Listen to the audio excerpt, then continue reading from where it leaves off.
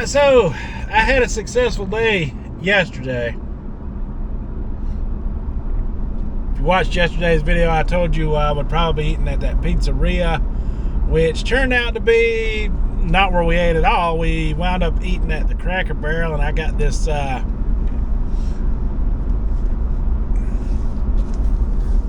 was like a club chicken sandwich. It had like bacon, lettuce, tomato, and a piece of fried chicken on it. Now, it was listed at 1,100 calories by itself. So, if you can remember yesterday, I told you I had 18 calories to, I was 1,800 calories to the good. So, I ate that. And I got steak fries with it, which they don't give you very many. So, that might have been another 150 to 200 calories right there. So, maybe about 13, possibly 1,400 calories for the day. Definitely went under the 2,500 that I am aiming to stay under. And as I lose more weight, I will have to move that number down to around 2,000 calories maximum. But that probably won't be till after Christmas sometime. We got 46 days left in the year. I did do a scale weigh-in this morning. I didn't film it, but I was actually a whole extra pound down already. You're just going to have to take my word for it. People who have been around on the channel long enough, you know, to... there's a few people coming back around that's been on my channel for a long time. And this channel is... I made it. It's the life of a Gen Xer. And when I first started this channel, the thing I decided to talk about, the topic I started with, was the diet of Gen X, which was, you know, calorie control, fasting, intermittent fasting. Even though we didn't know what to call it at the time, you know, we just called it eating one meal a day. And we try to, you know, if we monitor the scale, you know. That's why I'm not afraid to jump on that scale and tell it like it is, because that is how we grew up. You know, looking at what that scale had to tell you. And if it didn't move, we tried to, you know, try a little harder, cut down a little more, because back then, back in my childhood, we didn't always have the nutritional information, the value labels that I go by now. We didn't always have that. That is a blessing, because you use that and you kind of know what works and what don't work as you go along. And another thing you could get is those Calorie King books, which I didn't do my first time around. I'm going to have to try to find me a 2025 edition of the Calorie King book, because they update it when these restaurants come out with new things, you know, like some of these crazy Whopper sandwiches and stuff Burger King comes out with. They update it. But yeah, you know, I'm back to be in this. I'm glad to be back in this space. You know, there's a lot of reasoning behind why I just dropped off in 22. I've touched on it a little bit here and there, yonder, but as I go along on this journey, I'm gonna touch on it more, because back in 22, one of the most things that caused my success in weight loss in that year was being able to talk about everything going on. And if a lot of you who've been around a while remember, my wife went through some health issues, and that was tough on me, but I still pulled through and wound up, you know, losing 80 pounds through all of that. That was a rough time. But what a lot of you don't know is right after I got out of that, another rough time occurred that I could not talk about at that time, but I feel more comfortable talking about now. And that's the main thing that bothered me, and the main driving force behind. I know I've said other things, but that is something, you know, I haven't been able to talk to. That is the main driving force behind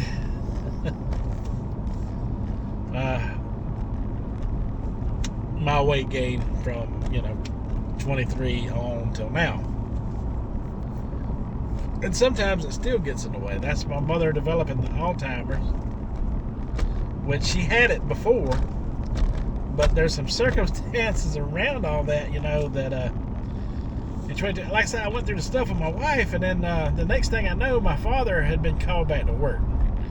I was already worried about Mom then, because she was getting real forgetful at the time, to me. But that's your spouse. A lot of times you get in denial about things like that. You don't want to face that reality. So, just try to go back to work, business as usual. And I was really concerned. Really concerned. We got things in place now, of course, that make life a lot better. But at the time, I was really concerned about that. She actually called me one day while he went back on the job. It was only supposed to last for a little while.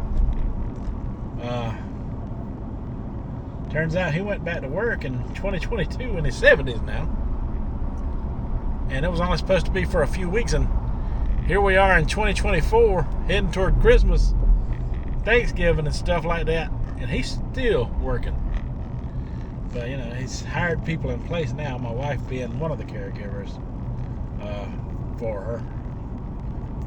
But, so he can continue to work. Otherwise, he wouldn't be able to. I had to have that long conversation with him, if he wanted to continue to do that, then he was going to have to, secure some help, in order for him, for her to be alone in the house. So she's never alone. Someone's always with her now, but in the beginning, in the denial phase, it was kind of scary because she could still kind of drive at the time. And she called me lost trying to go to my sister's house, which she's been to 1,000,000 times over the years. So, yeah, things got crazy there for a while. And I was on the edge. And me and my sister and some of the rest of us, we were taking her out to eat, trying to help her with her day as best we could. But, yeah, and then she got like 2 more times driving after that. And we had to take the key. So, rough stuff. Very rough. This is the first time I've spoken about it.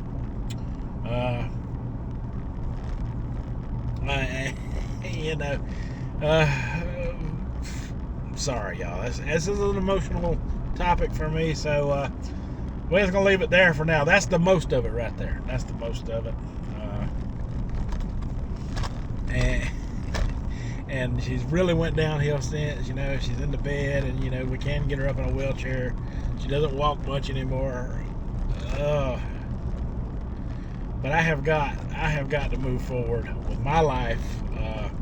I have let that cripple me for a little too long now. I will leave all that right there for now, just so you get the idea of why, I mean, plus I got 2 autistic children. Both of them are adults now. But they'll always be my kids, and they'll always be with me until I can no longer take care of them. Me and my wife, that is. So, yeah, that's... Needless to say, I got a lot on my plate. A whole lot on my plate. But anyway, we're going to go get us some of that new Taco Bell Decades menu. Oh! Before I forget, I ate a Hardee's chicken biscuit. That's another thing my father does to show his appreciation for the help that my wife and I give, for my mother's care, especially my wife, as he buys me and Jan and the 2 kids, all breakfast on Friday, Saturday, and Sunday. Usually it comes from either Hardee's or Bojangles. He got me a chicken biscuit from Hardee's this morning, and that was 600 calories. So I'm 600 calories already in for the day. I ate that around 11 a.m. this morning. So I'm already 600 calories in. So, yeah. Try to keep it light for the rest of the day. Wow, this is going to be a good long video for y'all to watch. Alright, so we got it. We got the Mexi Melt and the Beef Gordita Supreme. The Mexi Melt is the 80s version thing.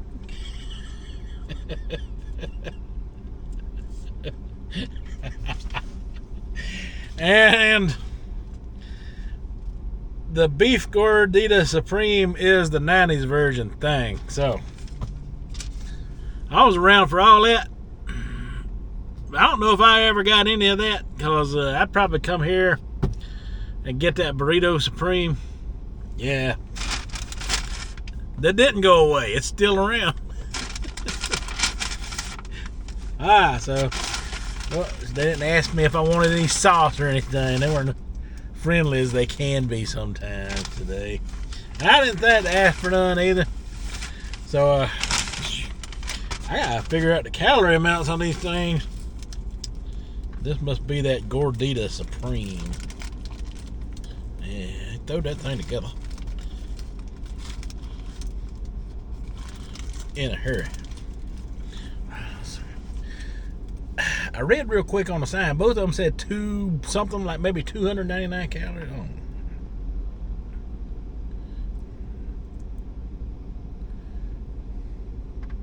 Taco Bell Gordita Supreme calorie amount.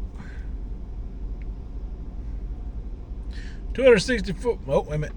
280 calories for that one. Oh yeah, we got like 1,900 left. Taco Bell maximum out calorie count.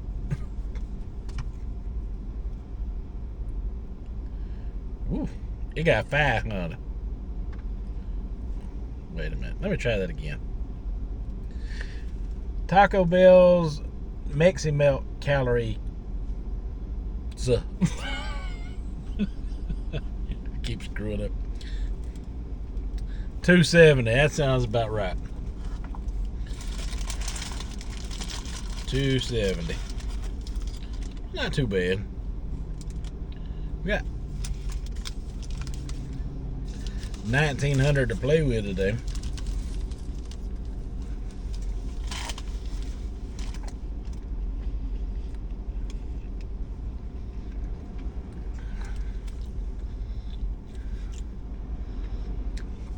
People do the review on these things. They overcomplicate it. Alright, so let me tell you what this tastes like. Assuming you've already eaten Taco Bell in your lifetime before. This tastes like one of it's got the sour cream, the cheddar, the tomatoes, the little onions, and the beef, everything you're familiar with. It tastes like one of their tacos on a flatbread shell.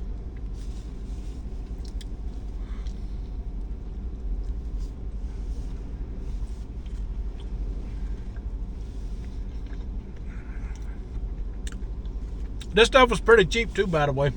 God, what'd I do with that receipt? I lost it already.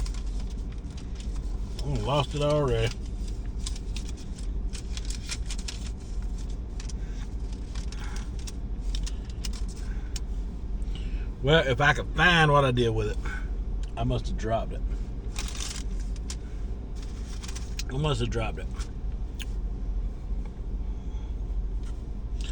But anyway, it didn't cost very much. Maybe about $6-7, something like that.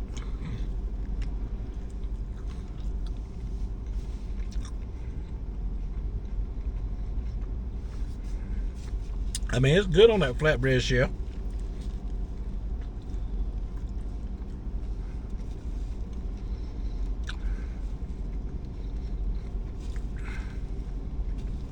Ooh.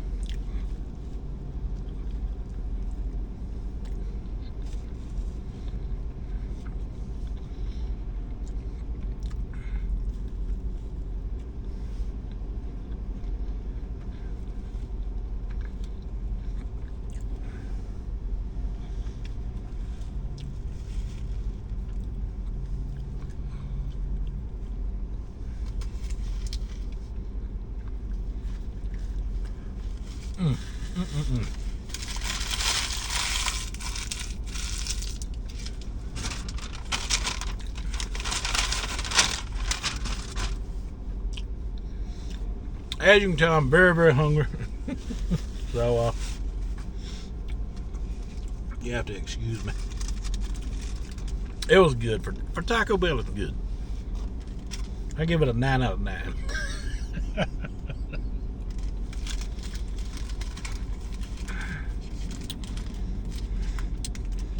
And then we have this. What did I say this was? I don't even remember what it was now.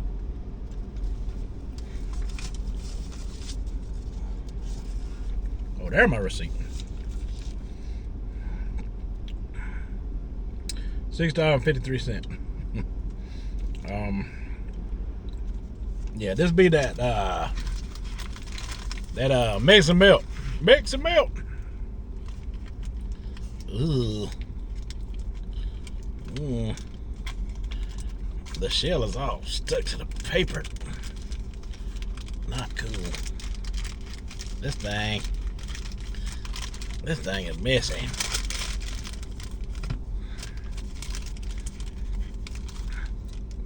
This is a messy situation.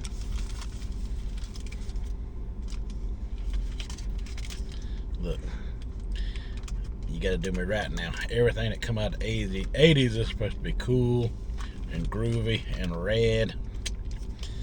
It ain't coming off this paper without tearing apart. And when I mean tearing apart, I mean tearing the shreds. Look at the shell coming off on the paper there. Yeah, I think I'd skip this one, folks.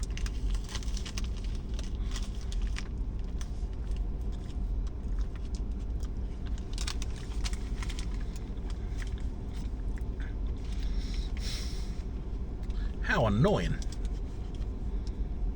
That is very annoying.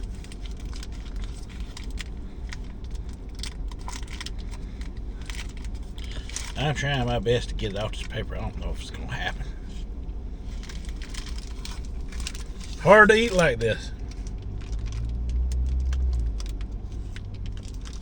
I'm just gonna tear chunks of it off, I think. Do the best I can here.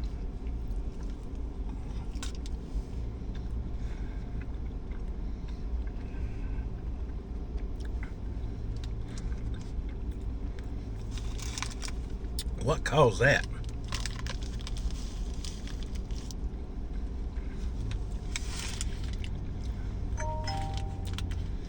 Okay, this is really not much different than some of their other soft tacos. I don't really see a whole bunch of difference with this, other than the fact that it's a mess to deal with. I finally got most of it off. I'm gonna try to eat this in one bite.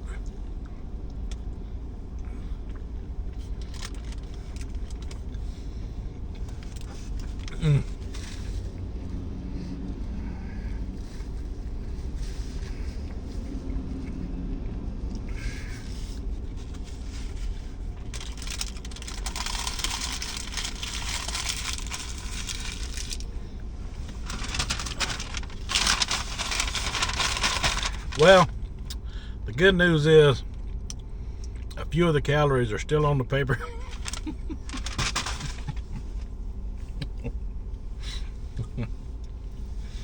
Bad news is I can't say I can't recommend it, because it's not like it was nasty or anything. It was good. It's just both of them basically tasted the same except for the shell difference. One was a soft shell, one was a gordita shell. Alright, folks, hey, listen, I'm probably just gonna finish the day off. We're supposed to have sandwich night, and I've got some calories left. If I make a sandwich, I'll include that in tomorrow's video for those who are interested. But yeah, I mean, what can I say? It's Taco Bell. Most all of their stuff, kind of tastes the same. Those two things tasted like, some good Taco Bell taco type of things that you would like. My advice to you is, if you get the mix and melt, open it first. Don't let it sit on the paper while you're eating something else, because yeah, you're gonna need to separate it from that paper fast. Alright, folks, that's all I have for this review. So wait a minute, I'm not reviewing food. That's all I have for this episode. So until the next one, you folks have a good one.